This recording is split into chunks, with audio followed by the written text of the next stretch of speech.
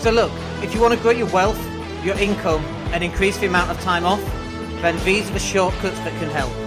Welcome to the Wealth Creation Podcast.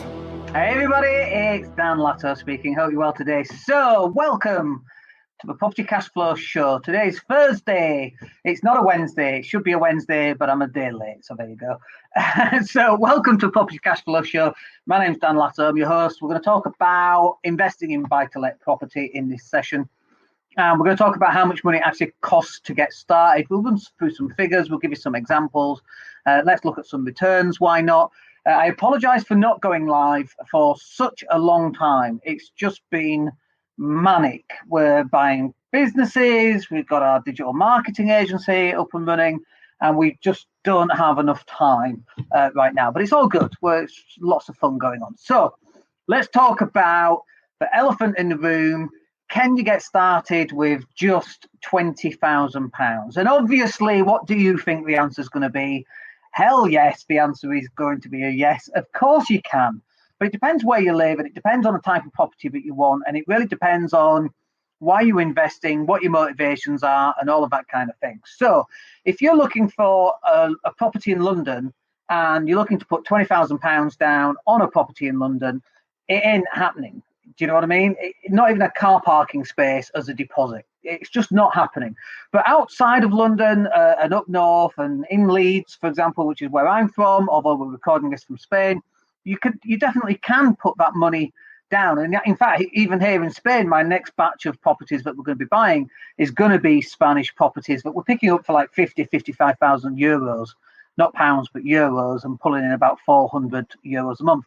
But I want to talk about buying property in the United Kingdom. That's where most people will be buying.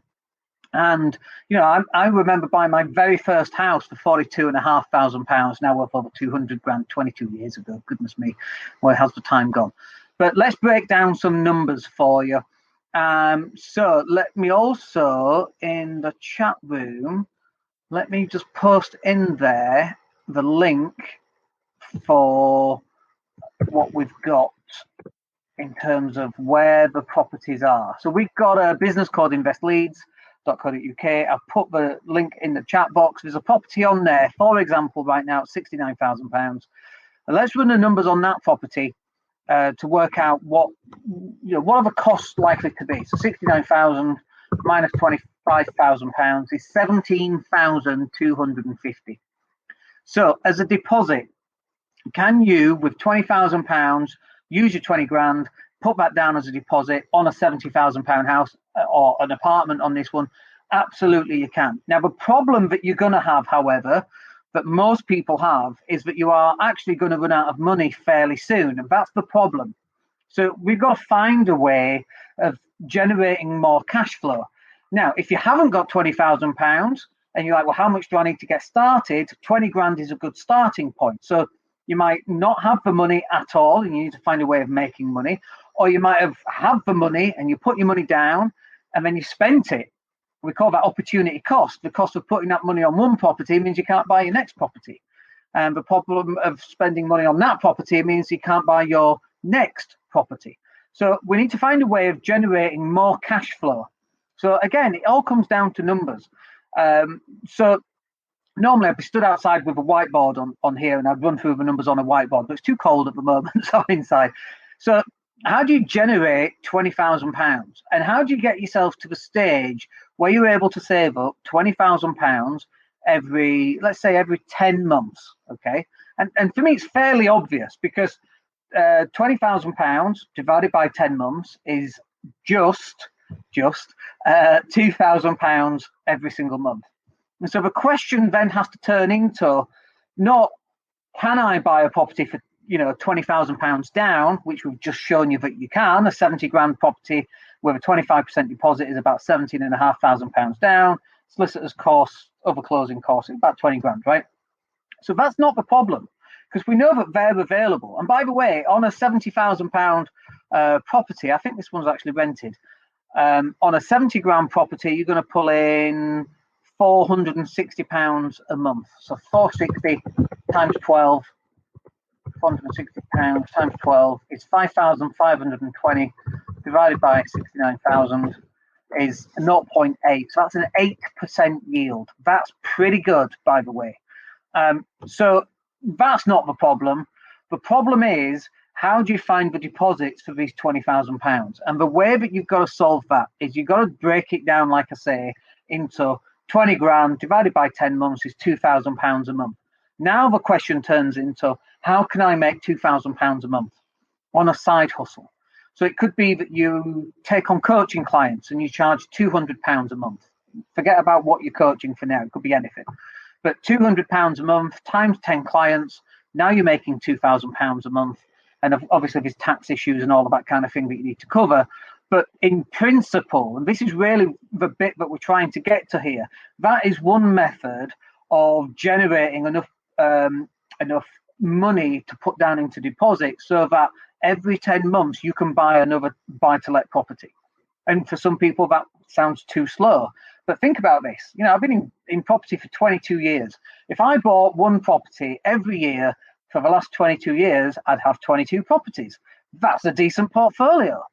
And now, the other thing that happens, however, is that if you start buying a property, every 10 months or every year, as you get into year 15, year 20, year 25, the value of those properties that you bought 15, 20 years ago have obviously increased. Now, you might be paying those down, or you might be able to refinance those, pull out some more money, and then put that into your next investment. But you've got to be aware of, do you really want to be just refinancing on a continuous basis? Because what happens when you get to 70 and the time comes for you to actually sell these properties on and there's no equity? What are you going to pass on to your kids? So these are all really valid questions that you should be asking yourself when you start investing. But I love breaking things down, and I love the fact that we use a decimal system because I can divide anything by 10. It's not that difficult. Why do we have 12 months? Why can't we just have 10 months in a year? I can work that stuff out then. 35.6 days. I can't even work that out. 36.5 days times 10 months is 365 days. Easy peasy. Why do we have 12 months? It really confuses me. But I like that idea, and I like that concept of just breaking it down. And then, £2,000 a month, it might be 10 clients at £200, or it might be 200 clients at £10. So it might be some kind of membership training that people pay for every single month that you're creating videos for. But that is the stepping stones that will get you there. Now, bear in mind, I do fully understand that we are in COVID territory right now. Hannah, the dog's just come to say hello. We're in COVID territory right now, and anybody saving an extra £2,000 a month can be really, really hard. And actually, they're struggling to put food on the table and that kind of thing. So you could go down the property sourcing path, okay? So if you started property sourcing, you could sell a deal a month for £2,000, and that's a valid way of generating cash flow as well. But property sourcing, again, isn't easy. It takes time. You've got to get compliant, but it's a stepping stone for you to get to where you want to get to. And this is the bit that I need you to understand. Buy to let isn't you wake up one morning, you buy 20 properties, you become a multimillionaire overnight. Even doing things like property sourcing, you don't wake up one morning, I'm going to be a property sourcer, and 3 months in, it's a deal a month, 2 deals a month, 3 deals a month. I mean, right now we have got we just had a deal fall through actually, but right now we've got we had a deal complete, a deal fall through, and we've got another 8 going through at the moment currently. Now, they all might complete in January or February, or you might get 3 completing in January, 3 completing in Feb, 2 completing in March. But as we're going through this process, we're taking on more properties as well. And actually, our problem right now with sourcing is sourcing more deals because people are selling them far too easy. But can you get started with just £20,000 down?